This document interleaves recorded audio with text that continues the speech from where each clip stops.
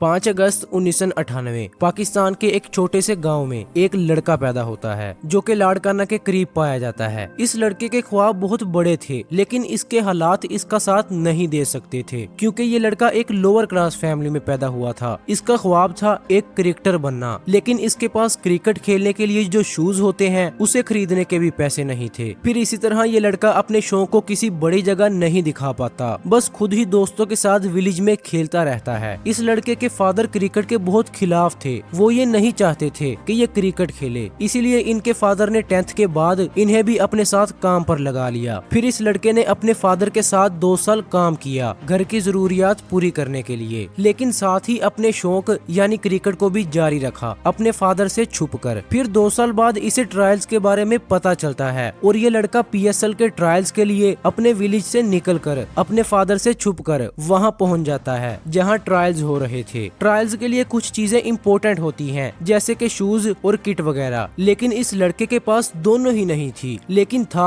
तो इसका जुनून। फिर जब ट्रायल्स लेने वाले इसे इस हालत में देखते हैं तो वो इसे कहते हैं कि शूज तुम्हें हम देंगे, तुम बस अपनी बॉलिंग दिखाओ। भाई जूते हम दे देंगे, तुम आओ अपने टैलेंट दिखाओ ना। बस फिर क्या, इस लड़के ने ट्रायल दिए और ये लड़का डायरेक्ट PSL के लिए सिलेक्ट हो गया। फिर इसे PSL खेलने का मौका भी मिल जाता है और ये इस PSL में क्या करता है आप खुद ही देख लो।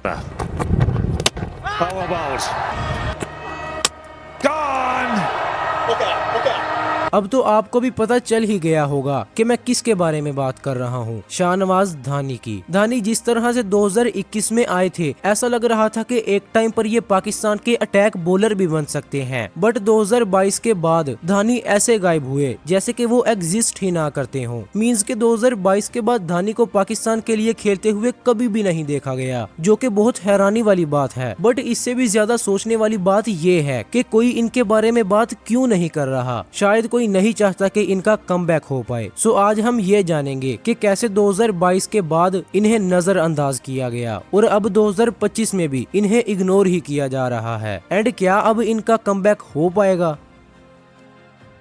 आप में से कई लोग चैनल को सब्सक्राइब नहीं करते, सो अभी चैनल को सब्सक्राइब कर लें, थैंक यू। शाहनवाज धानी पाकिस्तान के एक छोटे से विलेज में पैदा होते हैं जहां प्रोफेशनल क्रिकेट तो दूर की बात है, वहां लोकल क्रिकेट यानी टेप बॉल भी बहुत कम होती थी, यानी वहां टेप बॉल भी ना के बराबर खेली जाती थी। इसीलिए शाहनवाज धानी को खेलने के लिए अपने गांव से दूर शहर में जाना पड़ता था और वहां जाकर वो खेल पाते थे। फिर इसी तरह इन्होंने क्रिकेट खेली और साथ ही अपने फादर के कहने पर मैट्रिक तक की एजुकेशन भी कम्प्लीट की। मैट्रिक कम्प्लीट करने के बाद इनके फादर ने इन्हें अपने साथ काम पर लगा लिया और क्रिकेट खेलने से सख्ती से मना कर दिया, लेकिन शाहनवाज धानी क्रिकेट को नहीं छोड़ सकते थे, इसीलिए उन्हें जब भी काम से फ्री टाइम मिलता वो उसी टाइम में क्रिकेट खेलने के लिए अपने दोस्तों के साथ चले जाते। ये सिलसिला इसी तरह 2 साल तक चलता रहा। शाहनवाज धानी अपने फादर के साथ काम भी करवाते और अपनी क्रिकेट को भी साथ साथ कंटिन्यू रखते। बट शाहनवाज धानी के बारे में एक चीज जो कि मैं आपको बताना जरूरी समझता हूँ कि इन 2 सालों में इनकी फाइनेंशियली कंडीशन बहुत ज्यादा खराब थी। इनकी एक तस्वीर है जो कि आपको स्क्रीन पर शो हो रही है। आप इस तस्वीर से अंदाजा लगा सकते हैं कि शाहनवाज धानी ने अपनी क्रिकेट की जर्नी से पहले कैसे कैसे स्ट्रगल की है। फिर 2 साल के बाद इनका एक दोस्त इन्हें कहता है कि तुम ट्रायल दो, तुम्हारी बॉलिंग अच्छी है, शायद तुम सिलेक्ट हो जाओ। जिसके बाद इन्होंने PSL ट्रायल्स का इंतजार किया और जब PSL के ट्रायल्स शुरू हुए तो ये ट्रायल्स देने के लिए स्टेडियम में पहुंच गए, लेकिन इनके पास बॉलिंग करवाने के लिए शूज नहीं थे जिनके बगैर धानी बॉलिंग नहीं करवा सकते थे। बट वहाँ की मैनेजमेंट ने इन्हें प्रॉपर शूज दिए ताकि धानी अपना टैलेंट दिखा सके। फिर जब शाहनवाज धानी ट्रायल्स के लिए बॉलिंग करते हैं तो मैनेजमेंट इनकी बॉलिंग देखकर इनसे इतना इम्प्रेस होती है कि इनका नाम डायरेक्ट PSL के ड्राफ्ट्स में डाल देती है। फिर जब 2021 के PSL की ड्राफ्टिंग हो रही थी तब मुल्तान ने शाहनवाज धानी को पिक भी कर लिया। ये मूवमेंट शाहनवाज धानी के लिए एक ड्रीम की तरह थी क्योंकि ये सब कुछ इतना जल्दी हो गया था, क्योंकि इससे पहले इन्हें डोमेस्टिक में परफॉर्म नहीं करना पड़ा था, इन्हें डायरेक्ट ही PSL के लिए खेलने का मौका मिल गया था। फिर 21 फरवरी 2021 को फाइनली इन्हें PSL में डेब्यू करने का मौका मिल जाता है। ये मौका इन्हें तब मिला जब मुल्तान ने इस सीजन का दूसरा मैच पेशावर ज़ल्मी के अगेंस्ट खेला था। इस मैच में धानी की बॉलिंग कुछ इस तरह से रहती है जहां इन्हें 4 ओवर्स में 44 रन लगते हैं और 2 विकेट्स मिलती हैं।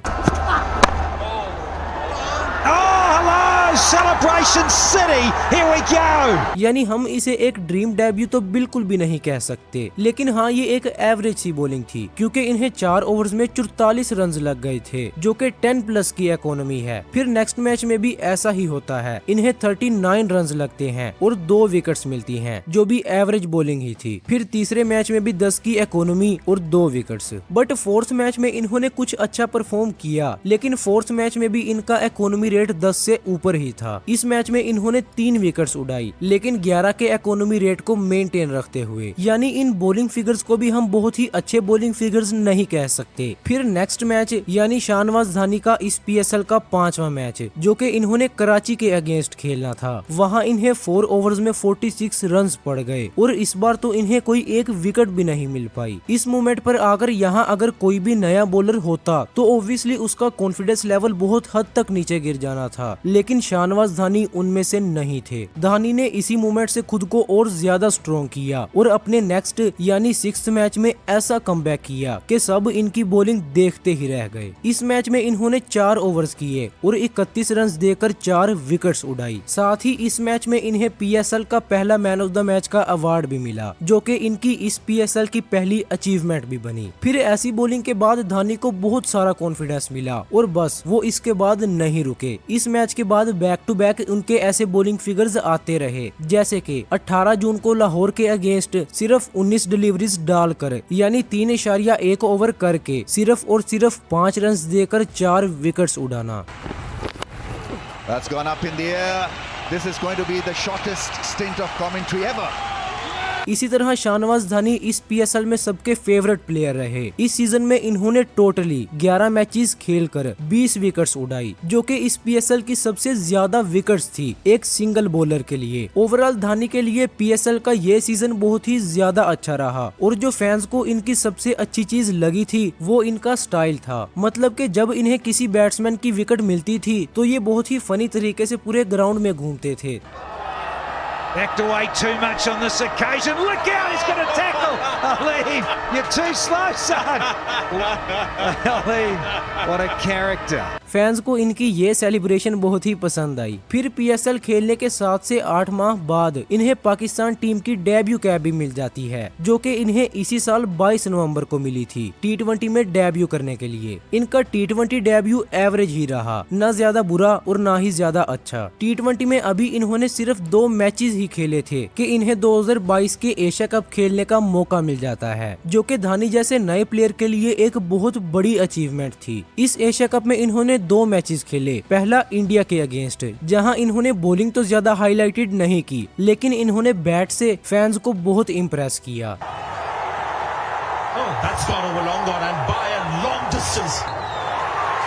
It's another brilliant strike this. दूसरा मैच इन्होंने हांगकांग के अगेंस्ट खेला, जहां इन्होंने 2 ओवर्स में 7 रन देकर 1 विकेट उड़ाई। फिर एशिया कप के बाद इन्होंने इंग्लैंड के अगेंस्ट होम सीरीज खेली, जहां इन्होंने 4 मैचेस में 3 विकेट्स उड़ाई, जो कि एवरेज बॉलिंग थी। फिर इसके बाद बांग्लादेश के अगेंस्ट 1 मैच और 2 मैचेस न्यूजीलैंड के अगेंस्ट, जिसके बाद इन्हें अब तक पाकिस्तान टीम में कभी भी मौका नहीं मिल पाया। धानी ने ODI में भी सिर्फ 2 ही मैचेस खेले हैं। ODI में भी 2 मैचेस के अलावा इन्हें किसी तीसरे मैच में चांस नहीं मिल पाया। इन्होंने अपना लास्ट ODI और लास्ट T20 दोनों मैचेस ही 2022 में खेले थे। अब 2025 आ चुका है, बल्कि 2025 भी ऑलमोस्ट खत्म ही होने वाला है, लेकिन इन्हें पाकिस्तान टीम के किसी एक मैच में भी चांस नहीं मिला। इस दौरान धानी ने पाकिस्तान के लिए इमर्जिंग एशिया कप खेला, जहां इनकी बॉलिंग काफी अच्छी रही। बट अब सवाल ये है कि इनको टीम में वापस आखिर क्यों नहीं लाया गया? तो इसका जवाब है कि इन्हें 2022 में ड्रॉप इसीलिए किया गया क्योंकि तब पाकिस्तान टीम में फास्ट बॉलर्स का कंपटीशन बहुत ज्यादा हो चुका था और नसीम, शाहीन और हारिस रऊफ जैसे बॉलर्स को ड्रॉप नहीं किया जा सकता था, जिस वजह से इन्हें ही नहीं बल्कि कई बॉलर्स को टीम से ड्रॉप किया रखा था। और साथ ही एक बड़ा इशू ये भी था कि इन्हें बहुत सीरियस इंजरी हुई थी, जिस वजह से इन्हें काफी लंबे टाइम तक एक ब्रेक लेना पड़ा था। लेकिन लगातार 3 साल के लिए टीम से ड्रॉप रहना, इसका कोई लॉजिक नहीं बनता। यानी यानी कि रिकवर होने के बाद इन्हें चांस देने चाहिए थे, बट इन्हें जानबूझकर इग्नोर किया जा रहा है। अब इन्हें नेक्स्ट भी कोई चांस मिलेगा